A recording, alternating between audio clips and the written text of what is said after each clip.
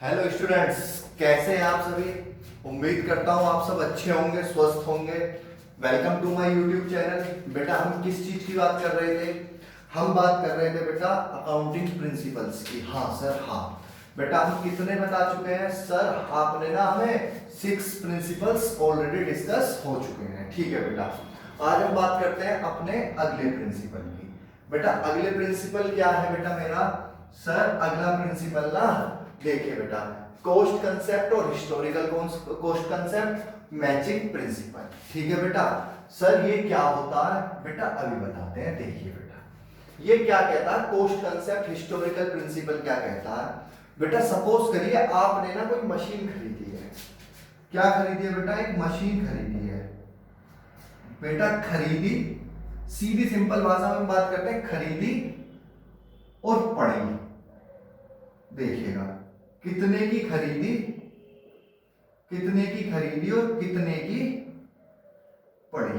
बेटा थोड़ी राइटिंग हमारा ऐसा ही है। सर आप ये क्या समझाना चाह रहे हैं बेटा? रुकिए, आपने कोई बेटा एसिड खरीदी, मशीन खरीदी है, कितने की? 1 लाख रुपीस की। ठीक है बेटा, कितने की खरीद ली?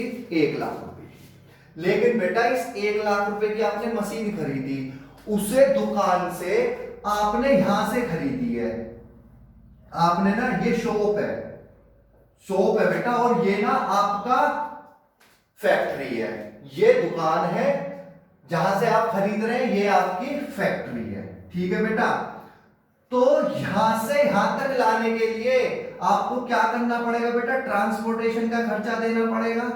हाँ सर, हाँ बेटा, क्या करना पड़ेगा आपको? ट्रांसपोर्टेशन का खर्चा करना पड़ेगा। हाँ, या बेटा आप ऐसा समझिए, आपने ना अपने घर के लिए एक एसी खरीदा है बेटा। एसी दुकान पे से खरीदा आपने, घर तक ले जाने के लिए आपको क्या करना पड़ेगा? ऑटो रिक्शा करेंगे, कुछ भी करेंगे, उसे घर तक लाने के लिए आपका कोई ना कोई ट्रांसपोर्टेशन लेंगे। हाँ सर, तो बेटा आपका ना उसमें ट्रांसपोर्टेशन का खर्चा हुआ कितना बेटा? ट्रांसपोर्टेशन का खर्चा हुआ 5000 का। ठीक है बेटा, अब जब वो घर पर आ गई तो आपको इंस्टॉल भी करानी पड़ेगी। ठीक है बेटा, आपने क्या कराया बेटा? उसे इंस्टॉलेशन कराया, यानी कि इंस्टॉलेशन चार्ज दिए। इंस्टॉलेशन चार्ज दिए कितने के बेटा? 10,000 के। तो अब एक बात बताइएगा, मशीन खरीदी कितने की थी? 1 लाख की। 5,000 आपने उसमें किसका खर्चा करा? ट्रांसपोर्ट का खर्चा करा। 10,000 के आपने इंस्टॉलेशन चार्जेस दिए। तो बेटा ये मशीन आपको कितने की पड़ी? 1,50,000 की, 1,15,000 की पड़ी। कितने की पड़ी बेटा? 1,15,000 की। तो बेटा ना, अब मैं इसे कितने की दिखाऊंगा? अब मैं इसे 1 लाख की नहीं दिखाऊंगा, मैं इसे कितने की दिखाऊंगा? 1,15,000 की। सर आप क्या समझाना चाह रहे हैं बेटा? मैं ये समझाना चाह रहा हूं, आप जब भी कोई एसेट खरीदेंगे तो उसे घर तक लाने तक के खर्चे सारे किसमें ऐड किए जाते हैं? उसकी कीमत में ऐड किए जाते हैं। और जो आप किताबों में दिखाएंगे ना, बुक्स ऑफ अकाउंट में दिखाएंगे, वो उतने का दिखाएंगे जितने की वो टोटल एसेट आपको पड़ी है। अच्छा सर, अब आया हमारी समझ में। बेटा आप 1 लाख रुपए की नहीं दिखाएंगे, आप ये कहने लगे भाई 1 लाख की मशीन लाया हूं मैं, आप 1 लाख की कह देंगे क्या? आप क्या कहते हैं भाई? 1 लाख की तो मैंने खरीदी थी, 10,000 रुपए उस पर वैसे खर्च हो गया, 5,000 रुपए उस पर इतना खर्च हो गया, तो मुझे ये 1,15,000 की पड़ी। जैसे बेटा आप कार खरीदने जाते हैं, कार खरीदने में क्या होता है भाई? 1 लाख रुपए की कार है, लेकिन बेटा उसे आप क्या करना पड़ता है? आपको टैक्स देना पड़ता है, आपको उसका रजिस्ट्रेशन कराना पड़ेगा, उसमें सारे इंश्योरेंस कराना पड़ेगा, उसमें सारे खर्चे ऐड करके आपको कितने की पड़ती है वो कार? 2 लाख रुपए की कार पड़ती है। तो बेटा आप क्या कहते हैं? 1 लाख की बताएंगे या 2 लाख की? सर हम 2 लाख की बताएंगे। तो बेटा कितने की दिखाई जाती है वो बुक्स ऑफ अकाउंट में? 1,15,000 की। देखिएगा, according to this assets are recorded in the books of account at their purchase price which include cost of asset, जितने की वो एसेट है प्लस ट्रांसपोर्टेशन, उसमें क्या कर दो? ट्रांसपोर्टेशन प्लस कर दूंगा, इंस्टॉलेशन चार्जेस प्लस कर दूंगा, इंश्योरेंस प्लस कर दूंगा। ठीक है बेटा, सारे खर्चे ऐड करके तब मैं क्या दिखाता हूं? उसे बुक्स ऑफ अकाउंट में शो करता हूं। It is also called historical cost. इसे क्या कहा जाता है बेटा? हिस्टोरिकल कॉस्ट कहा जाता है। आया समझ में या नहीं आया? हाँ सर, हमारी समझ में आ गया बेटा। हिस्टोरिकल कॉस्ट कंसेप्ट क्या कहता है? हिस्टोरिकल कॉस्ट कंसेप्ट कहता है आपको जितने की मशीन पड़ी है ना, पड़ी कितने की है, यानी कि आप खरीद कर लाए प्लस उसमें जो एडिशनल खर्चे हुए हैं उसे घर तक लाने तक के, प्लस उसे इंस्टॉल कराने के जो खर्चे हुए हैं उन सब की कीमत को ऐड करके मैं क्या करूंगा? बुक्स ऑफ अकाउंट में शो करूंगा। मैं केवल इसे नहीं दिखाऊंगा, परचेज प्राइस को नहीं दिखाऊंगा केवल जितने की मैंने खरीदी, मैं क्या दिखाऊंगा? जितने का मुझे टोटल खर्चा करने के बाद वो एसेट मुझे कितने की पड़ी। आया समझ में बेटा या नहीं आया? सर हमारी समझ में आ गया बेटा। क्या समझ में आया? सर हमारी समझ में ये आया, हम जब कोई एसेट खरीदेंगे ना तो उसपे जितने भी एडिशनल खर्चे होते हैं उसे घर तक लाने तक के उसकी कीमत में ऐड करके दिखाते हैं। आया बेटा समझ में या नहीं आया? हाँ सर, हमारी समझ में आ गया। चलिएगा बेटा, अगला क्या? Matching principal.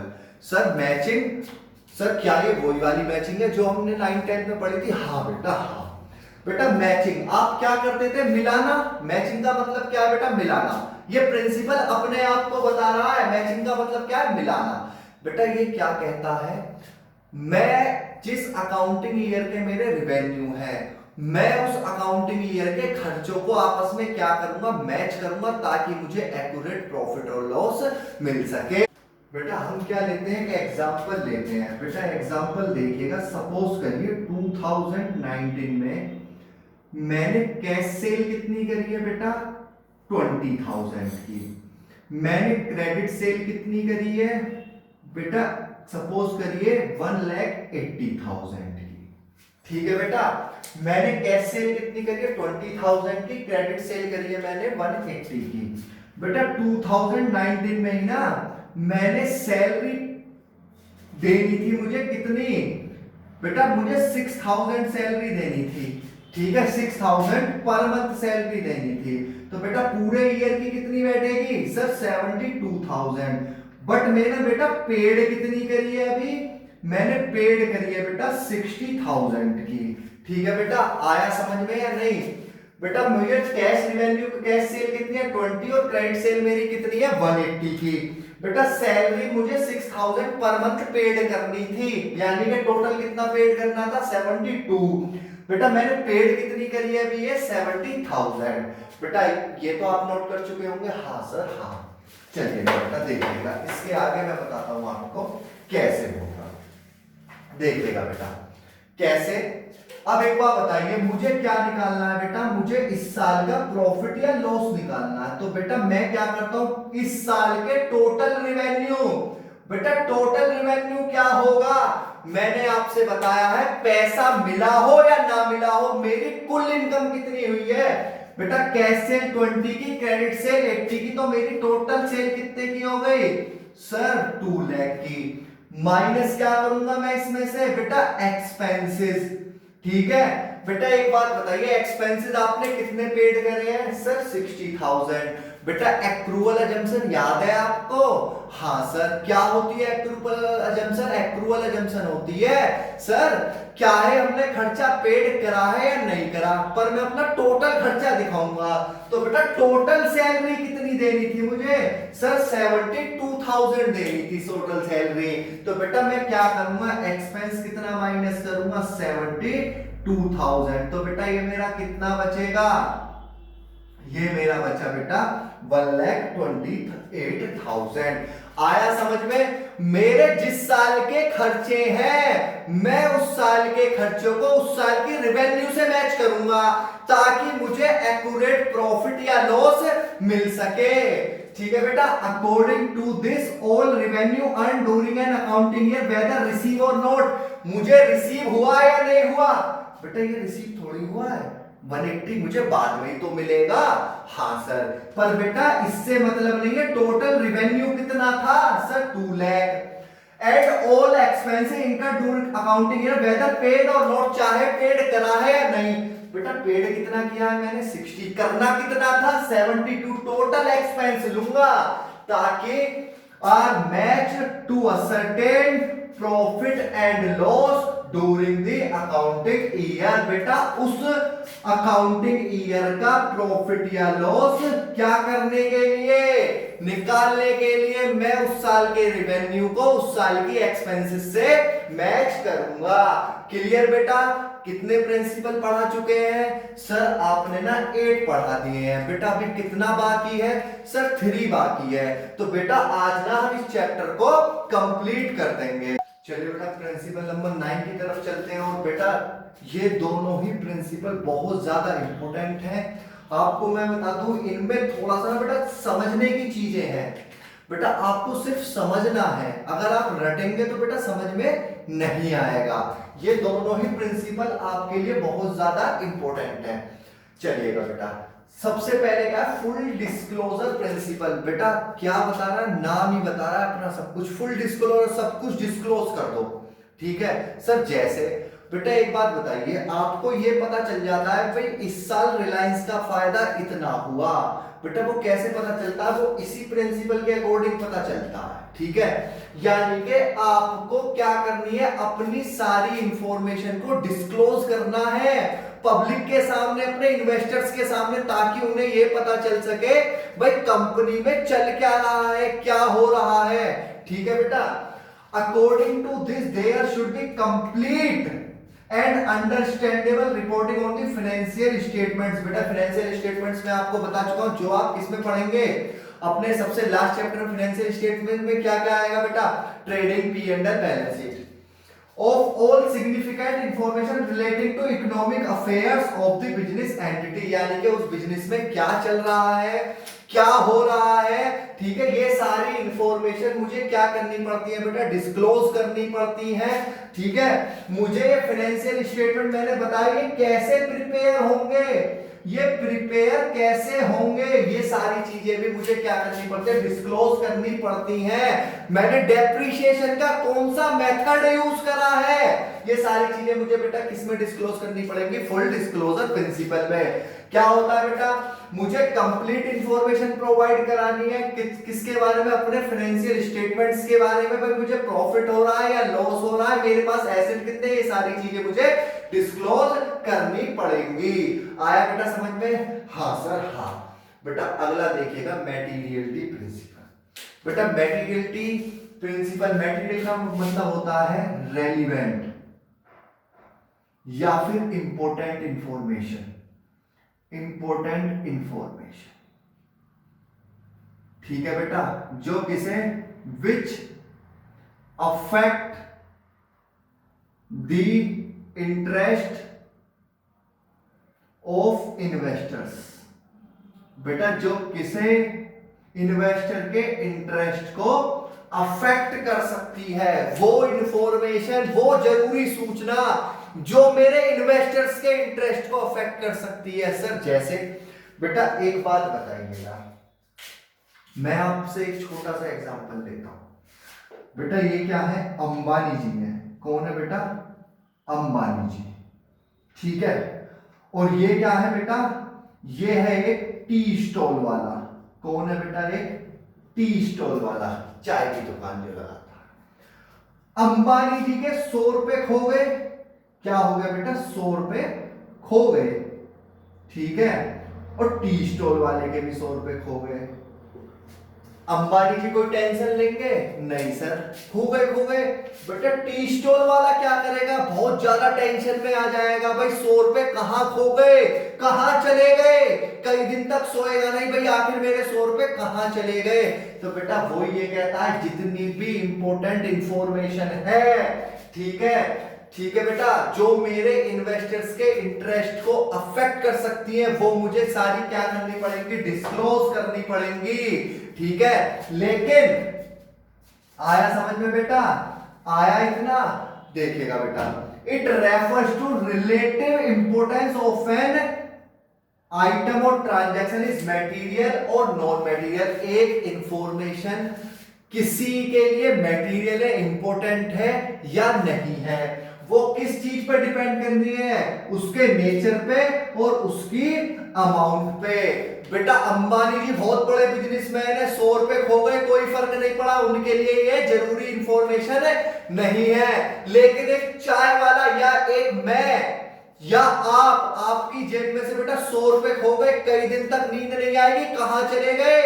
ठीक है, only those item disclose that have significant effect और are relevant to the users. मुझे क्या करनी है, वो इंफॉर्मेशन डिस्क्लोज करनी है जो मेरे इंफॉर्मेशन इन्वेस्टर्स के लिए क्या होंगी, यूजर्स के लिए क्या होंगी, रेलिवेंट होंगी, इंपॉर्टेंट होंगी।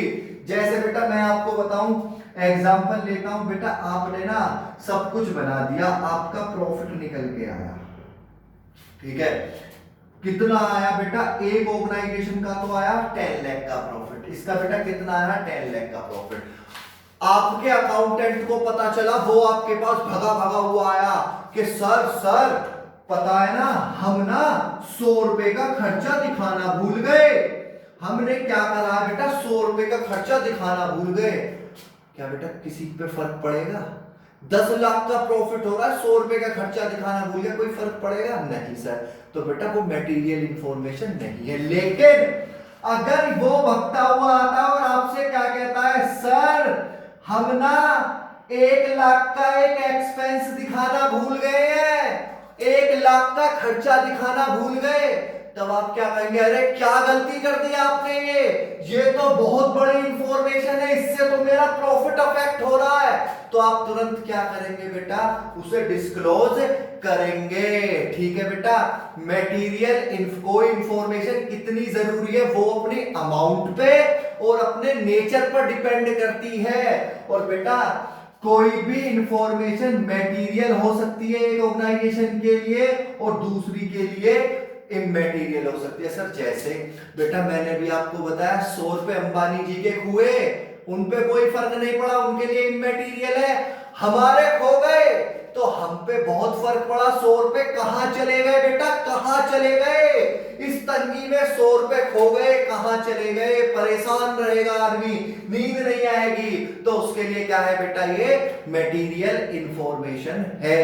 आया समझ में बेटा या नहीं आया? मटेरियलिटी का मतलब क्या है, वो सारी इंफॉर्मेशन जो मेरे इन्वेस्टर के इंटरेस्ट को अफेक्ट करती हैं, वो क्या कहलाती है, मटेरियलिटी प्रिंसिपल। एक इंफॉर्मेशन किसी के लिए मटेरियल हो सकती है, किसी ऑर्गेनाइजेशन के लिए, किसी के लिए इमैटेरियल हो सकती है। मैंने आपको एग्जांपल बता चुका हूं। ठीक है बेटा, इसी की वजह से बेटा क्या करता हूं मैं, क्लियर बेटा, फुल डिस्क्लोजर, मुझे सारी चीजें डिस्क्लोज करनी है। बेटा आपने देखा होगा कि हर क्वार्टर पे, क्वार्टर तो आप जानते हैं बेटा, हर तीसरे मंथ में क्या होता है, न्यूज़पेपर भरे हुए आते हैं, पर बजाज कंपनी को इतना फायदा हो गया इस क्वार्टर में, ठीक है, टाटा कंपनी को इतना फायदा हो गया या उनका फायदा इतना घट गया।